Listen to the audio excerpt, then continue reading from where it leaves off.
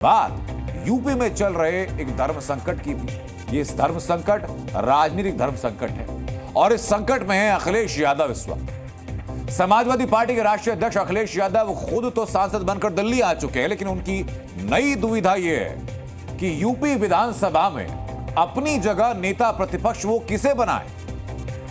अब तक समाजवादी पार्टी में ऐसा कोई संकट कभी होता नहीं था, क्योंकि अनकहा नियम था कि अगर जीते तो यादव परिवार से सीएम होगा और अगर हारे तो यादव परिवार से नेता प्रतिपक्ष होगा। लेकिन 2024 के लोकसभा चुनाव में पीडीए फॉर्मूले पर चलने वाले अखिलेश यादव अब इस पसोपेश में हैं कि अपनी सीट पर अखिलेश यादव दलित को बैठाएं या किसी गैर यादव ओबीसी को। यह सवाल क्यों आ रहा है, यह सवाल की वजह बताऊंगा आपको। यूपी विधानसभा में नेता प्रतिपक्ष के लिए अखिलेश के पास इस वक्त 3 चॉइसेस हैं। पहली तस्वीर जो आप देख रहे हैं, चाचा शिवपाल यादव 6 बार के विधायक हैं, नेता प्रतिपक्ष रह चुके हैं। दूसरे विकल्प राम अचल राजभर 5 बार के विधायक, गैर यादव ओबीसी। और तीसरे हैं इंद्रजीत सरोज जो 4 बार के विधायक हैं, दलित नेता हैं, पासी बिरादरी से आते हैं। अब जरा इनकी डिटेल में चलते हैं, किसकी यूएसपी क्या है। चाचा शिवपाल मंत्री रह चुके हैं, लेकिन 2 बार पार्टी से बगावत कर चुके हैं। यह पहला माइनस पॉइंट है। लेकिन एक और वजह है कि जिसकी वजह से शिवपाल यादव का पत्ता फिलहाल कटता हुआ दिखाई पड़ रहा है। अखिलेश यादव यूपी विधान परिषद में लाल बिहारी यादव को नेता प्रतिपक्ष बना चुके हैं और अगर विधानसभा में शिवपाल यादव को कमान दे दी तो दोनों सदनों में यादव प्रतिनिधि होंगे और अखिलेश यादव का जमा जमाया पीडीए फॉर्मूला बिगड़ जाएगा और चाचा शिवपाल को अपनी कुर्सी देने से परिवारवाद का ठप्पा लौटने का बड़ा खतरा है। तो फिर अगर यह बात कंसिडर की जाती है तो शिवपाल यादव लिस्ट से बाहर होते हैं। अखिलेश के पास 2 विकल्प बचते हैं, राम अचल राजभर और इंद्रजीत सरोज।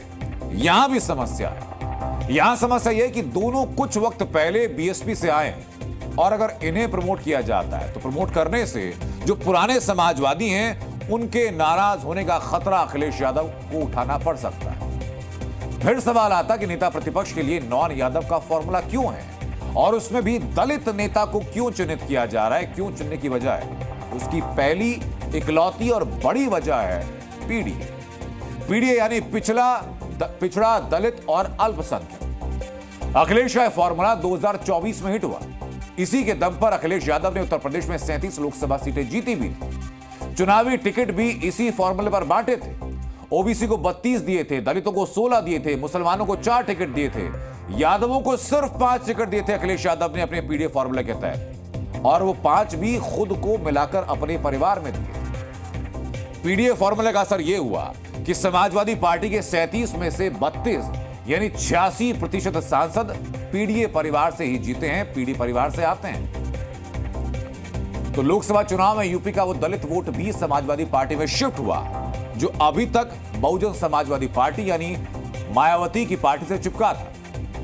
संविधान पर खतरे वाले नैरेटिव का इतना असर हुआ कि उसमें कांग्रेस भी 1 से 6 सीटों पर पहुंच गई थी। समाजवादी पार्टी ने जनरल सीटों पर भी रिजर्व कैंडिडेट खड़ा किए थे, मेरठ में और अयोध्या में, और वो भी जीत कर आए। रामचंद्र राजभर इसलिए भी दौड़ में क्योंकि अंबेडकर नगर से हैं वो, जहां उपचुनाव होने। इंद्रजीत सरोज कौशांबी से हैं, जहां के केशव प्रसाद मौर्य हैं, और संभव है कि मौर्य को काउंटर करने के लिए अखिलेश यादव सरोज को चुने। यूपी विधानमंडल का सत्र 29 जुलाई से शुरू हो रहा है। अखिलेश को उसके पहले नाम फाइनल करना है। महज 5 दिन का वक्त है अखिलेश यादव के पास। सत्र के शुभारंभ के पहले नेता प्रतिपक्ष का चयन हमारा शीर्ष नेतृत्व, हमारी पार्टी, हमारे नेता आदरणीय अखिलेश यादव जी करेंगे। और स्वाभाविक सी बात है, हमारा जो समीकरण है जिस पर हम चुनाव लड़े हैं उसके अनुरूप होगा, योग्य होगा और समाजवादी पार्टी की लड़ाई को उत्तर प्रदेश के विधानसभा में धार देगा। ये समाजवादी पार्टी का आंतरिक मामला है। समाजवादी पार्टी जिसको भी नेता बनाएगी, सोच के बनाएगी, समझ के बनाएगी। हमें अखिलेश यादव जी पर और समाजवादी पार्टी पर पूरा यकीन है कि वो जो काम करेंगे वो अच्छा करेंगे।